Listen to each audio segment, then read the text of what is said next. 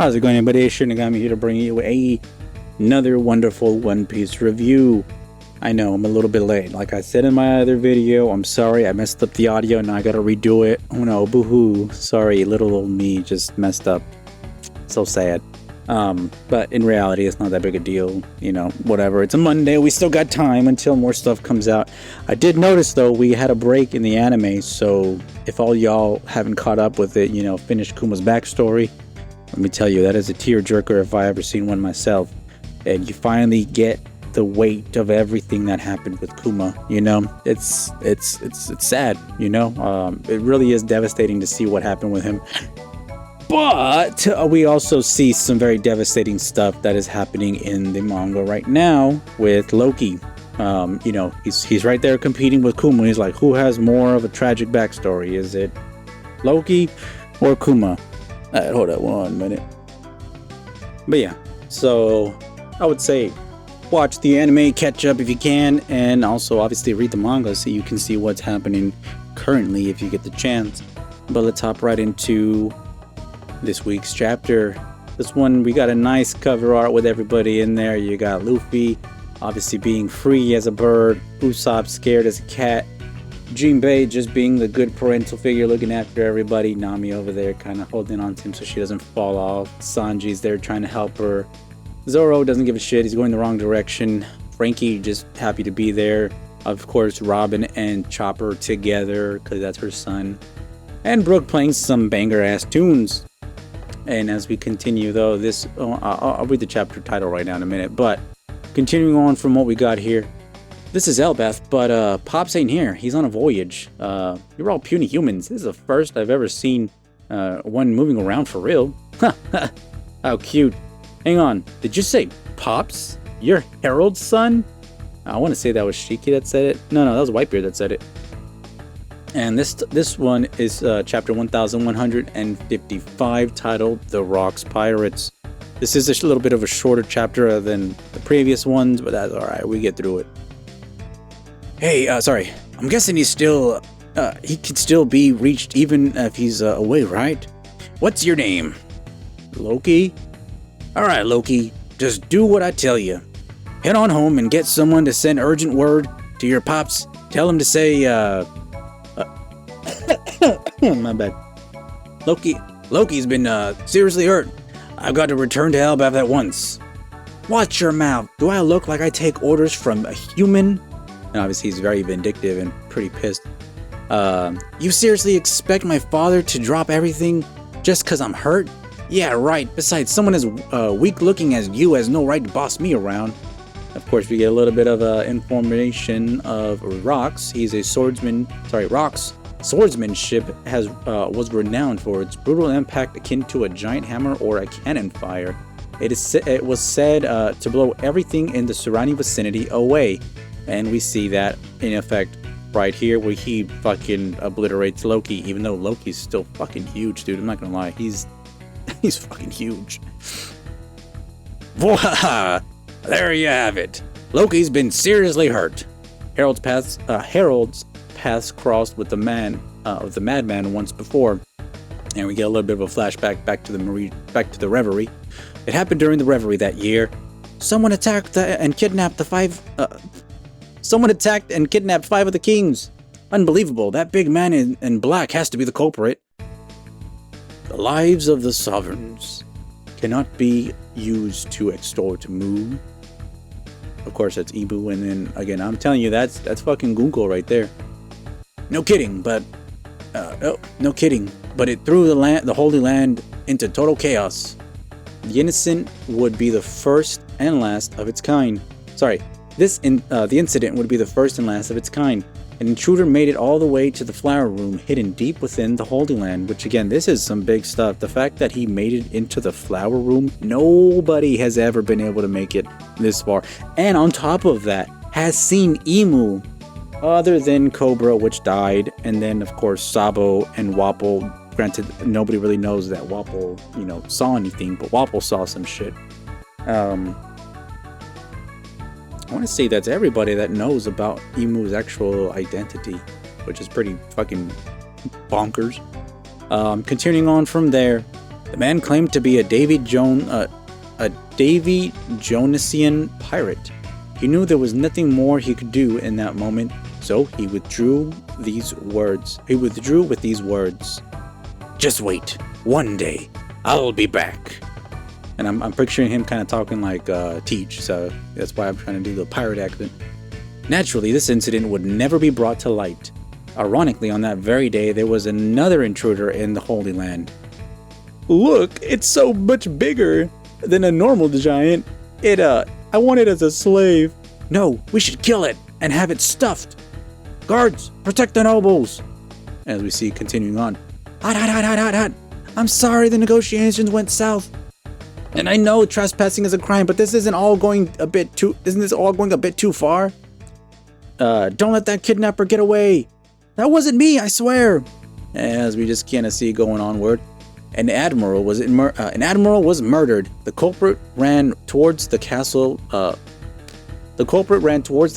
Proceed with caution. And we see there fucking Rock's running into Harold. It's just one thing after another. Seize that biggin. That must be the guy who kidnapped the kings. How dare he use me as a scapegoat? I'll show him. A giant in the Holy Land? Don't your kind lurk in the boonies? And we just see them both just ching, right? Fucking bro, this is fucking sending shockwaves and blast everywhere. You'll see just how big it is. The clash between the two strangers blew away everyone within a 5-kilometer radius. That's fucking huge. As we get back up a little bit there. State your name. It's Harold. Sorry, I like doing these fucking laughs. I'm Rox. Angle your next strike towards the town. They'll enslave you if you get caught. Huh? Why? And as we see there, don't ask questions. And then, presumably that's what he does to get away. How do I get to Elbath? The New World is that way. Sorry. If you survive this, let's meet again, Harold. Don't be ridiculous, as if I'd ever associate with a criminal like you. What the? Are you seriously gonna just jump off the edge? Rox had taken down a Navy Admiral just moments earlier, and that motherfucker just jumped off the red line. Now, it is something brought up to me as I was reading it multiple times. What devil fruit does he have? What could he possibly... Nobody should be able to survive falling from the top of the red line all the way to the bottom. Much less if he falls in the ocean, right? If he is a devil fruit user, as many speculate. What the fuck, dude? Like, he's got to have some pretty OP devil fruit out there if he's just willing to jump off the fucking top of Marijois. Despite all the efforts to save him, the Admiral did not survive. It was deemed the most grievous of sins. And right there we see his poster finally. Rock D Xebec. And that D is very prominently shown. In the blink of an eye, Rock's infamy boomed. The event sent a powerful shock throughout the sea. Sometime later, a ship carrying a great amount of celestial tribute. Sorry, I don't want to talk like that. To Marijois was attacked. The gates of justice were destroyed and the attacker fled the scene. The stolen funds were later used to support Rox's pirate activities.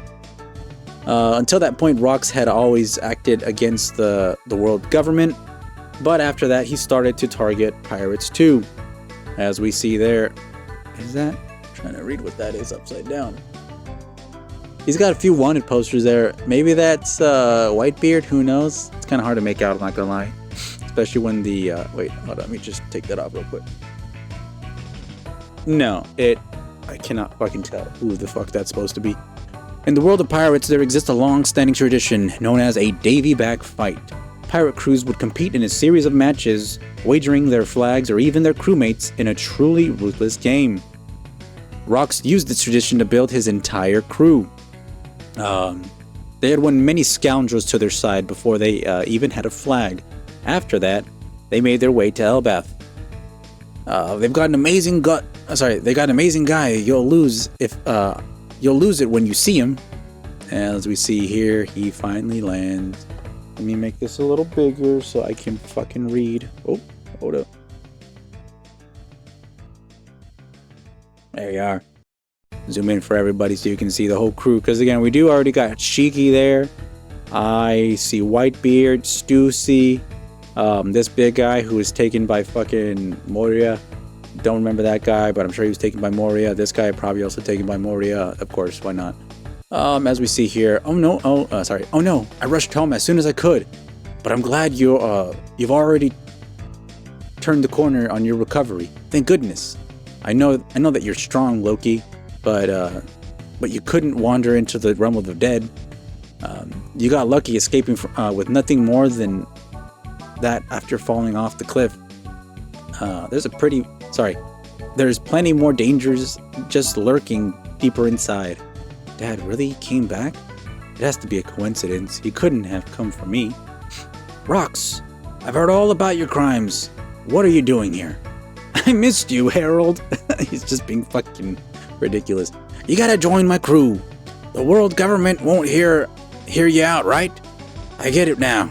The time has come. I'm telling you, this fucking hurts to do my fucking voice like that. This is a real feast. Jihaha.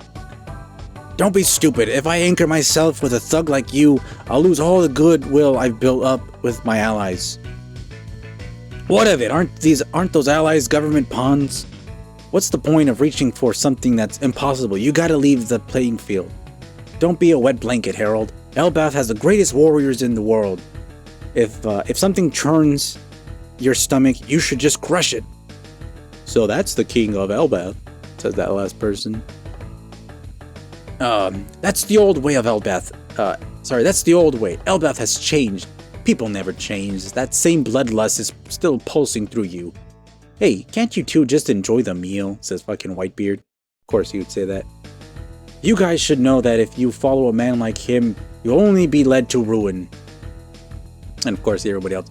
Following that moron? Gee, don't make me laugh. We're all completely out for ourselves. None of us would bat an eye if Rox died. But, fair enough. Shiki, the wicked, future golden lion. Continuing on next with, well, that's not to say his plans don't have a certain appeal. They could prove very lucrative. Miss Bucking the tech bandit, Buckingham Stussy. The next man right here. Have you heard of Hachinosu, the place they call the Isle of Exiles, or even Pirate Island? Countries all around the world send their worst inmates there as a form of penile exile. Don Marlon, gangster from the West Blue. As we continue, it was meant to be a barren island with no food where all you could do was wait for death. Edward Newgate, future Whitebeard. Next person on the list. But last year, the survivors started banding together. And why do you think that happened? Pirate Prophet Ochoku. Future Commodore of the Pirate Island. Believe it or not, the island had a massive gold deposit. A shadowy organization found out and got involved. They helped the criminals amass a fortune that really pissed off the government. Ganzui, the smuggler. As we continue on here. These days, anyone who gets near the island gets swarmed by the hardened criminals. They'll strip you of everything. Ugh. So then we cut a deal with the government. I asked, how much are you gonna pay us if we take that island back for you guys? Once we get the money, we'll take down Pirate Island and split the mountain load of loot between us. But there's no way in hell we're just hanging over the island and those criminals after getting it. I'll take charge of Hachinosu, and with these no, he really says dumbasses under me, we'll turn it into a pirate paradise. Sorry, I thought it said something else, but he really said dumbasses. I can already see the government and Marines standing there like clueless dogs. This is just a prologue to my life. Using that island as me base. I'll crush the Navy, bring the Holy Land crashing down after that. I'm going to be the king of the world. Your enemies are too big for you to be picking. Your enemies are too big. You're picking a fight with the whole planet. Say what you want. One day someone's bound to pull that off. Again, we think we know who that is. Luffy. There's no such thing as power that lasts forever. Join me, Harold. If we team up, we will be unstoppable. Quiet. Quit inviting me. I told you, I'm the king. That doesn't matter. the world? Of course, you got Loki over there kind of like, oh, I'm going to claim it, the whole damn world. Loki suddenly realized he found salvation looking at the Rock's pirates because he's just like, I want that. That's my ambition. For years past, Harold continued rejecting the numerous invitations to he received until one day, Rock's plan had finally reached fruition, backed by his monstrous crew. He would send shockwaves, set sail, you bastards, throughout the world. And there is a break next week, or I should say this week, since, I'm late on it. But yeah, we get the Rock's Pirates, guys. Ain't that something? Let me go back here. Boom. There we are. Back at where we supposed to be. Yeah, so again, pretty good fucking chapter review this week. Some of the key things to take note of what we had got given was the fact that Rox actually saw Emu. What is weird about it this time is that Emu didn't go full fucking yokai and try chasing him down. He ended up, just basically letting him go. Not too sure if it was his choice or if Rox was just so quick and agile he was able to escape. But yeah, I kind of find that odd that Rox was able to see Emu and seemingly Gunko, right? Because you see the two fucking eyes. Who else is that going to be? Nobody else has different colored fucking eyes in this goddamn show or / manga. Even with Loki, he's got the fucking weird demon eyes. You got Mihawk, who also has the fucking eyes that kind of match Emu, but still they're not one same. Sorry, there's not one different than the other, right? With this character, the female we saw, it's seemingly fucking my god, I'm blanking out. It is basically Gunko, right? And before I forget, there was one more thing that Oda did give us, which he posted on his Twitter. I'm gonna post a picture of it right now. He had put a picture of Emu and Brooks's guitar next to each other, seemingly nudging at the fact that there is some tie-in between Emu and Brook. And obviously with Gunko being Brooks's daughter, yeah, we're gonna definitely get more information than we ever thought we would about Brooks and his backstory from his actual life before he died, right? Obviously he basically did get reborn, but he's a skeleton. But during his life when he had flesh, as we saw in the panel before, you definitely saw that he was holding hands with Gunko, but the sword he had seemed to be almost like the same kind of rapier that the Shamrock and Figurlin Garland had. So, putting two and two together, I would assume you'd connect the fact that, was he a Holy Knight? Or a Holy Knight up and coming, something like that. That's pretty much all I can speculate on that front. But other than that, the fact that Harold got so many invitations from Rox, and it seems from what I'm reading here again, if I just back up a little bit, for years past, Harold continued rejecting the numerous invitations he received until one day Rox's plan had finally reached its fruition. So is that him admitting that he did join Rox's crew, or did he at least aid him in some fashion? Again, speculation at this point, but we're gonna have to wait and see what goes on later on. Right now we don't know too much information other than what we have right now, but we are getting a break next week. We saw that Loki got very much enamored by hearing about the grandeurs of Rock D Xebec's plan to, be king of the world. We'll see how that all plays out, but get that straight. With that being said, hey, Shinigami signing out. Thank you for tuning in. Like, subscribe, give me a comment down below what y'all thought. If you think I'm horseshit, if you think I did a pretty good job reading it, trying to do that Rock's impersonation. Hopefully they call me in from Toei, you know what I mean? But just kidding. With that being said, hey, Shinigami signing out. Like I said, have a good night, good evening, and good morning. We'll see you next time. Bye.